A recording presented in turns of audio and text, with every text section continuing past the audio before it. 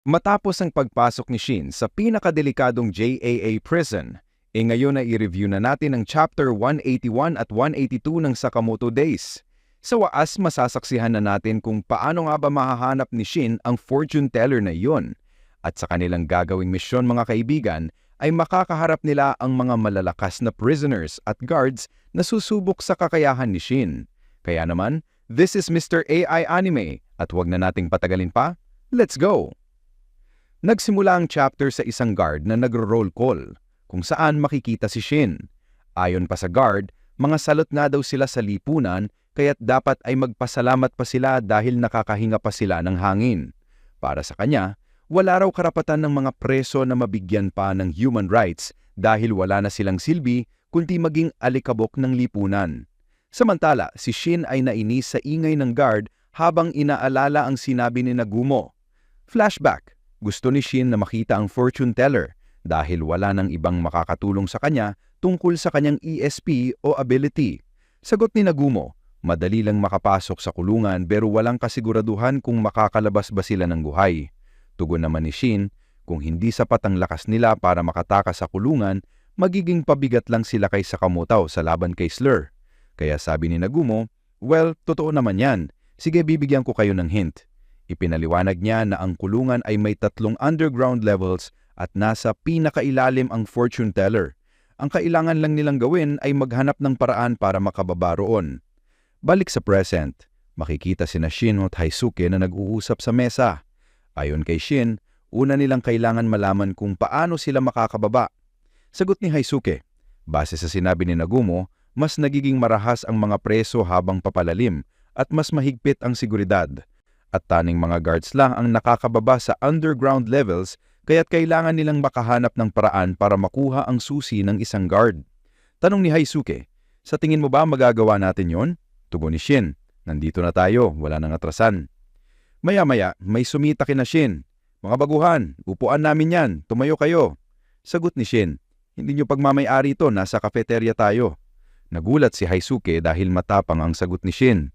Sabi pa ng isa, sarado mo yung bunganga mo at umalis kayo mga basura. Sagot ni Shin, sure, pagkatapos lang ng pag-uusap namin. Nagalit ng isa sa mga preso kaya sinipa nito ang tray ni Shin at hinawakan ng mukha niya, sabay sabing, ang lambot daw ng pisnga mo. Dinagdagan pa ng isa na gusto niya ring pisilin. Biglang dumating ang guard para awatin sila. Kaya't nagtanong si Shin sa guard, excuse me sir, anong oras na po? Sagot ng guard, may orasan doon, ikaw na lang ang tumingin. Pero bigla namang pina-freeze ni Shin ang guard gamit ang kanyang ability, dahilan para magamit niya ang pagkakataon. Kumuha si Shin ng kutsara at ginamit ito para atakihin ang isa sa mga preso. Pumalag ang isa at sumuntok, pero na-block ito ni Shin gamit ang tray, sabay sipa sa mukha ng kalaban. Tumayo si Shin at nagsabi, sa inyo na yung upuan, tapos na kami rito. Tara, Haisuke. Nagulat ang guard kung bakit bigla siyang na-freeze kanina. Iniisip na baka tanda na talaga siya. Samantala, sa quarters ng 2 presong natalo, nagreklamo sila tungkol kay Shin. Sabi ng isa, seryasong batang yon, maliit lang siya pero mas malakas kaysa sa itsura niya.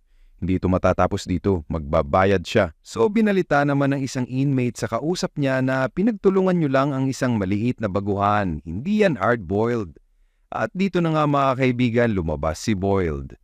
Matapos nito, nasa banyo naman sina Shin at naglilinis. Sabi ni Shin, hindi naman daw talaga seryoso ang prison na ito kasi puro mga assassin lang ang nakakasalamuha nila. Sagot naman ni Hisuke, oo nga no, yung mga seryosong kriminal malamang nasa ibaba at mas malalakas siguro ang mga tao doon. Sang-ayon si Shin, siguro nga. Anyway, kailangan na nating makaalis sa floor na ito at makapunta sa pinaka-lowest floor para mahanap ang fortune teller. Tanong ni Hisuke, ano kaya ang itsura ng fortune teller na yon? Sagot ni Shin, wala akong idea. Basta sabi ni Nagumo, malalaman lang daw natin kung siya na ang kaharap natin. Paglabas na sana nila, biglang sumuntok ang isang tao mula sa pinto, tumagos ang kamao at tumilapon si Shin. Ang sumuntok ay walang iba kundi si Boiled na nagsabi pa, imbes na tambay-tambay lang kayo, bakit hindi tayo magpalakas ng konti? Gusto niyo bang lumaban ng isang malakas? Nagulat pareho sina Shin at Boiled nang magkita sila. Sa isip ni Shin, si Boiled yan, di ba? Kinalaban niya noon si Sakamoto at tinatawag ang sarili niya na hard-boiled. Sabi naman ni Boiled, Noong narinig kong binugbog mo ang mga kasamahan ko, hindi ko inaasahan na ikaw pala ang may gawa nun. Kumusta na si Siraulong Sakamoto? Tinanong ni Hiske kay Shin kung kilala ba niya ang lalaking ito. Sagot ni Shin, oo, nagkita na kami noon. Hindi ko lang alam na nandito rin pala siya. Sabi ni Boyle, nasettle ko na ang score ko kay Sakamoto kaya wala na akong hinahanakit pa. Sabihin na lang nating tabla na tayo ngayon. Sagot ni Shin, sure, pero kung matatamaan kita, wala nang atrasan. Dito na sumugod si Shin at binigyan ng command si Boyle na mag-freeze. Dahil dito natamaan ni Shin ang mukha ni Boyle ng isang sipa na ikinagulat ni Hiske.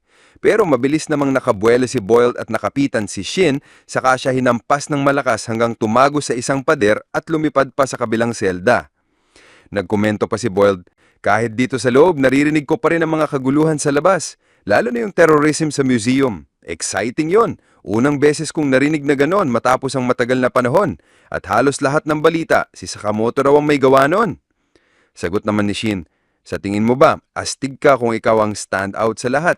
Isa ka lang talunan. Samantala sa pinakailalim ng prison, may isang guard na nagbato ng pagkain. Sabi niya, homemade na basura lang yan. Ang future na makukuha mo dyan ay sakit ng tiyan. Nagmumura ang ibang guards, bakit ba tayo na-assign sa lugar na ito? Nakakapanik. May nag-offer pa, how about video game na lang? Pero sagot ng babaeng prisoner na nagbato ng pagkain kanina, anong nakakatawa kung alam ko na ang outcome ng laro? At huwag kang mag-alala, makakalabas din ako rito. Ang aking Prince and Shining Armor ay paparating na at hindi nagkakamali ang mga predictions ko. At ang babaeng ito mga kaibigan ay walang iba kundi ang fortune teller ng JAA, si Atari.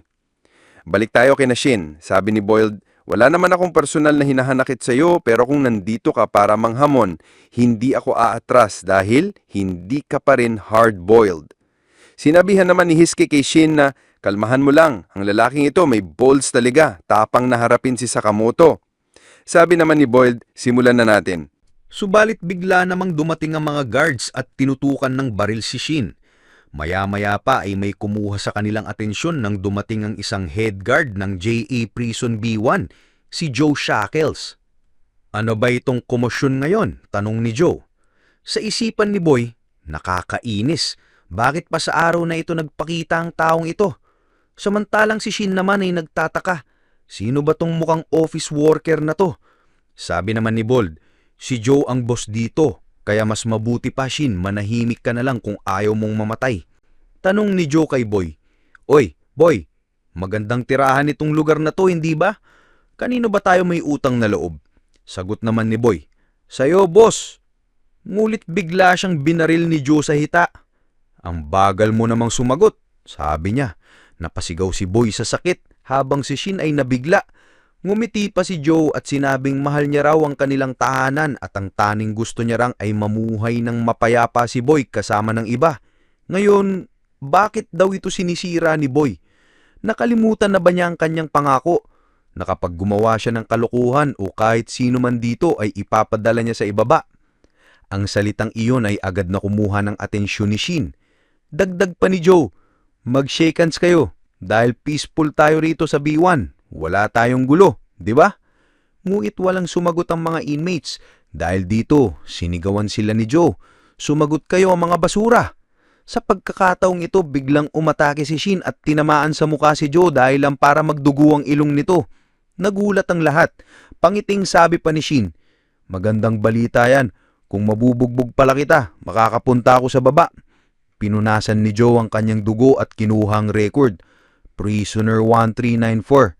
Shin Sakura. Oy, Shinichiboy, Shin Sakura. Ang gandang pangalan ha. Sagot naman ni Shin. Salamat. Tanong ni Joe, gusto mo pumunta sa baba? Para saan?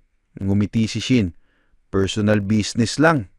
Ngulit bago pa siya makagalaw, napusas na ni Joe ang laig niya, sabay dinain sa sahig at sinabing, hindi mo ba na-appreciate ang floor na ito? Ano bang umaabot sa standards mo?